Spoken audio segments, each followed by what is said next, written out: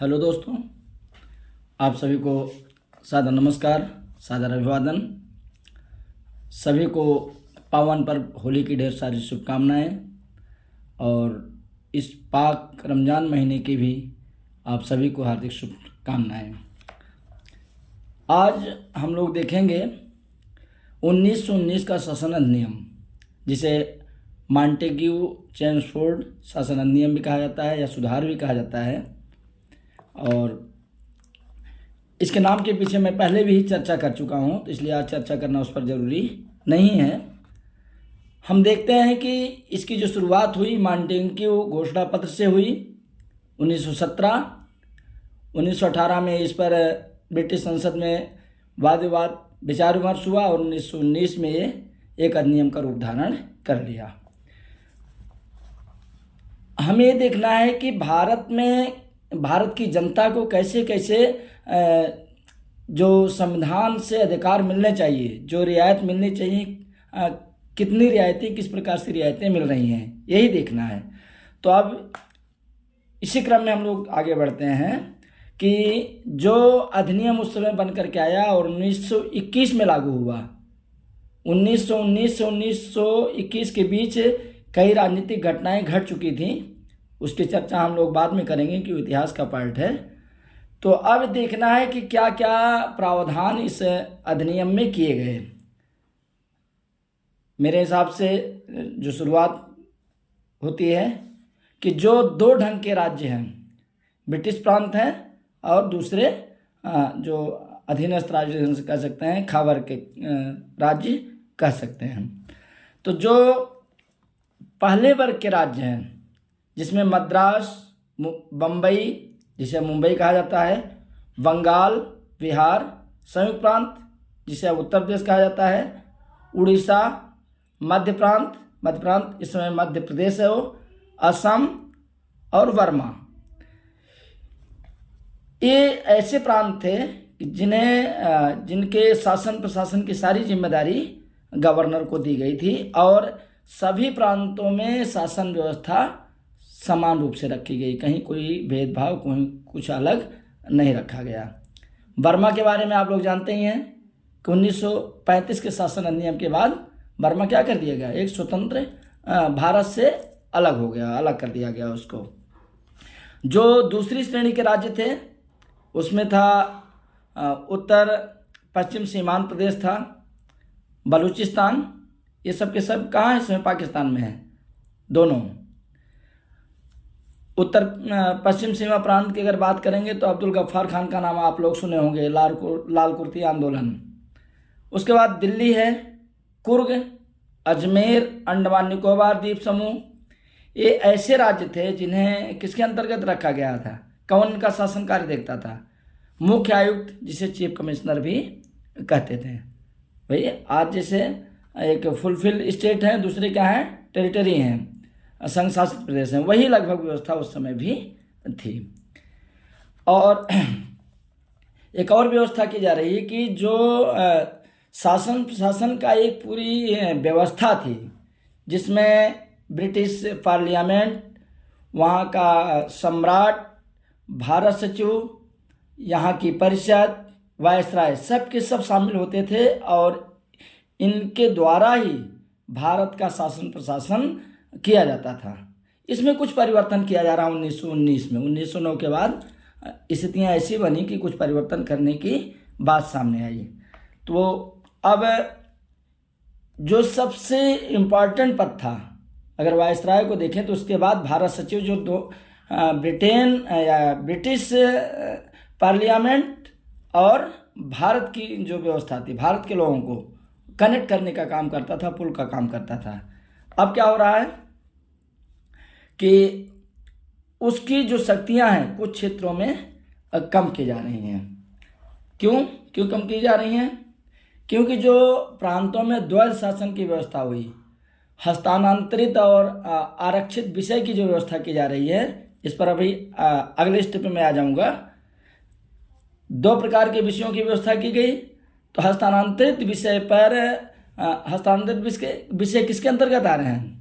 जो भारत के लोग मंत्री बनाए गए, उनके अंडर में है वो और ऐसे विषय उसमें रखे गए हैं कि जो जिनसे कि ब्रिटिश जो शासन व्यवस्था है या जो ब्रिटिश साम्राज्य है उस पर कोई ज़्यादा प्रभाव नहीं पड़ना है, इसलिए स्थानीय लोगों को संतुष्ट करने के लिए वो विषय रखे गए हैं। तो उस पर क्या हो गया, उसका अधिकार क्षेत्र कम हो गया है। और दूसरे क्या है, आरक्षित विषय हैं। आरक्षित विषय हैं वो गवर्नर के अधीन है और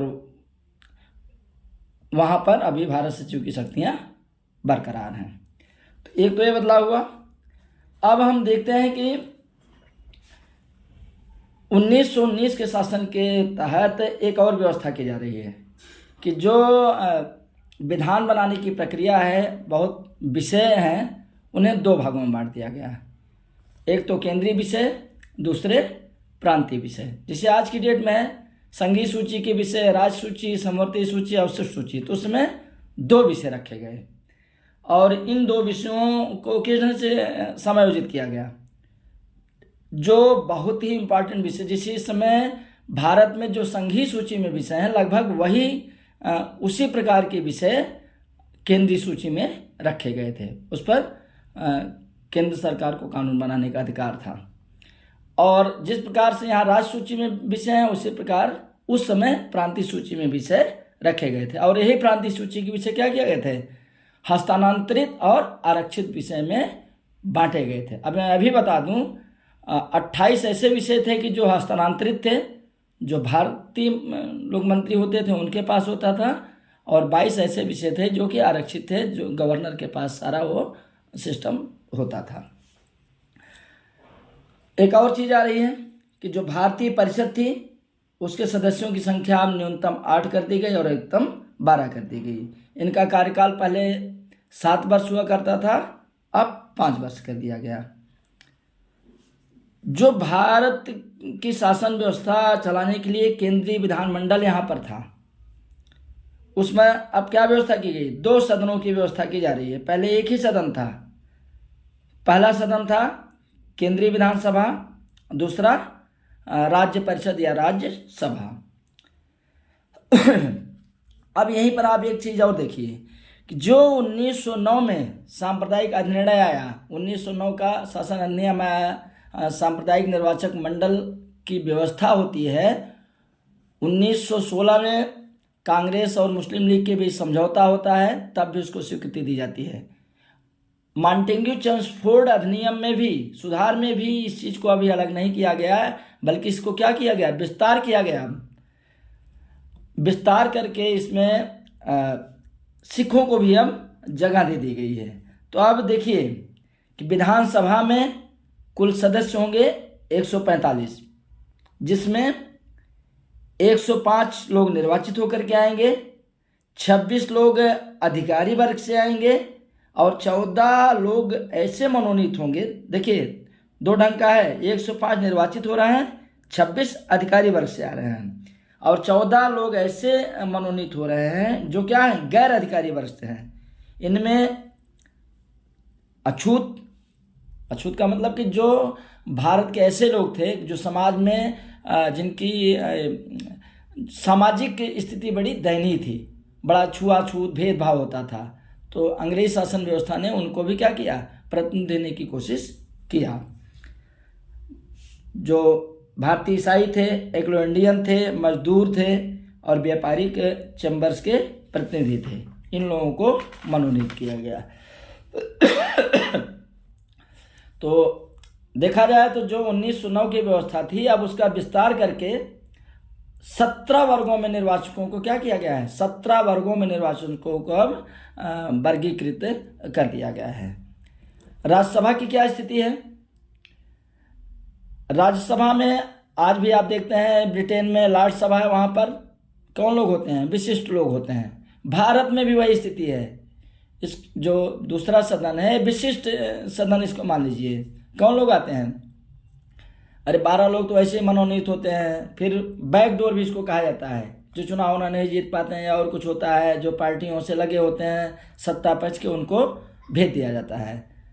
तो सारा पर्दे के पीछे से खेल होता है। तो वहाँ भी उस समय भी, क्योंकि लॉर्ड सभा वहाँ पहले से थी, तो यहाँ भी लोगों को संतुष्ट करने के लिए राजाओं, महाराजाओं, व्यापारियों को क्या किया सरकार ने, 1919 के शासन अधिनियम में व्यवस्था कर दी कि कुछ लोगों को क्या किया जाए, प्रतिनिधित्व यहाँ पर दिया जाएगा।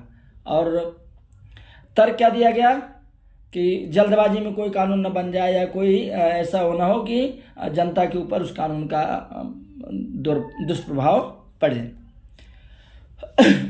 यहाँ जो लोग चुने जाते थे उसमें बहुत ही धनी व्यक्ति जो होते हैं वो चुनाव में अपना मत देते थे और बड़े बड़े पूंजीपतियों, जमींदार, व्यापारियों के प्रतिनिधि ही वहाँ पर पहुँच पाते थे। एक चीज़ और बता दूँ कि उस समय जो ब्रिटिश भारत था, मात्र 17,000 लोगों को ही अधिकार मिला था कि जो द्वितीय सदन था उसमें निर्वाचकों को अपने प्रतिनिधियों को भेज सकें। जहां प्रथम सदन में 145 सदस्यों की व्यवस्था थी, इस सदन में 60 व्यवस्था की गई, जिसमें 33 लोग निर्वाचित होकर के आते थे और जो बाकी लोग होते थे सरकारी प्रतिनिधि क्या होते हैं, मनोनीत होते थे। ये हो गया। अब एक और चीज़ आ रही है कि प्रांतों में अब शासन व्यवस्था किस प्रकार की है, क्योंकि 1919 का शासन अधिनियम जैसे ही आप नाम लेते हैं द्वैध शासन तुरंत दिमाग में गूंजता है या गूंजना चाहिए। तो क्या था, हमने बता दिया कि शक्तियों का विकेंद्रीकरण हुआ, बंटवारा हुआ, 2 सदनों की व्यवस्था हुई, प्रांतों में जो हस्तांतरित और आरक्षित विषय की व्यवस्था की गई, प्रांतों में जो शासन व्यवस्था विधान परिषदों के माध्यम से चल रही थी, एक सदनी व्यवस्था थी, प्रांतों में एक सदनी और केंद्र में द्विसदनी। तो प्रांतों में क्या किया इस अधिनियम ने, एक सदनी व्यवस्था के साथ साथ जो 50 विषयों पर कानून बनाने का अधिकार प्रांतों को दिया गया था क्योंकि 47 विषयों को रखा गया था केंद्रीय सूची के अंतर्गत और 50 विषयों को रखा गया था प्रांतीय सूची के अंतर्गत। तो जिन 50 विषयों पर कानून बनाने का अधिकार दिया गया था उनमें से 28 ऐसे विषय थे जो कि भारतीय मंत्रियों के अधीन थे। और यहाँ ये मैं पहले भी बताया कि भारत सचिव की शक्ति क्या थी, यहाँ पर बहुत कम रह गई थी, विशेष स्थिति में ही वो वहाँ पर हस्तक्षेप कर सकता था। और 22 जो बचे वो गवर्नर के अधीन थे और वहाँ पर भारत सचिव अपना राय मशविरा जो भी था वो कर सकता था। तो इस प्रकार से दोहरी जो शासन व्यवस्था की गई वो 1919 में प्रांतों में शुरू की गई। एक क्वेश्चन कभी कभी आता है कि द्वैध शासन व्यवस्था के जनक कौन है। लायोनिल कार्टिस को इसका जन्मदाता माना जाता है। तो अब हम देख रहे हैं कि जो व्यवस्था 1909 में आई, सांप्रदायिक निर्णय की, 1916 में कांग्रेस ने भी उसको बरकरार रखा, 1917 के मांटेग्यू घोषणा पत्र में भी लगभग वो चीज़ रही और 1919 के शासन अधिनियम में आती ही है। और अब आगे आप चल करके देखें तो क्या हो रहा है, इसका लगातार विस्तार हो रहा है। अभी आप जब जाएंगे 16 अगस्त 1932 को मैकडोनाल्ड अवार्ड के नाम से आता है, कम्युनल अवार्ड भी उसको कहा जाता है कि भारत के दलितों को भी क्या किया गया, उनके लिए भी सीटें आरक्षित कर दी जा रही हैं। तो 1919 की जो शासन व्यवस्था है लगभग कुछ चीज़ें ऐसी आ रही हैं। हाँ, एक चीज़ और आ रही है कि अब जो भारत सचिव अब तक था उसका जो वेतन या अन्य उसके खर्च थे वो कौन देता था, उसको भारतीय राजस्व से उसको दिया जाता था वेतन आदि। 1919 का शासन अधिनियम से उसको अब ब्रिटिश संसद के माध्यम से या ब्रिटिश राजस्व के माध्यम से देने की व्यवस्था की गई। एक नया पद सृजित किया गया, हाई कमिश्नर, उच्चायुक्त का पद सृजित किया गया और उसको वेतन आदि देने की व्यवस्था भारतीय राजस्व से की गई। तो ये इतनी चीज़ें आ रही हैं 1919 के शासन अधिनियम में।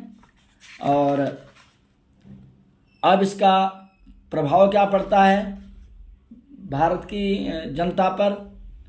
और क्या प्रावधान थे इसमें?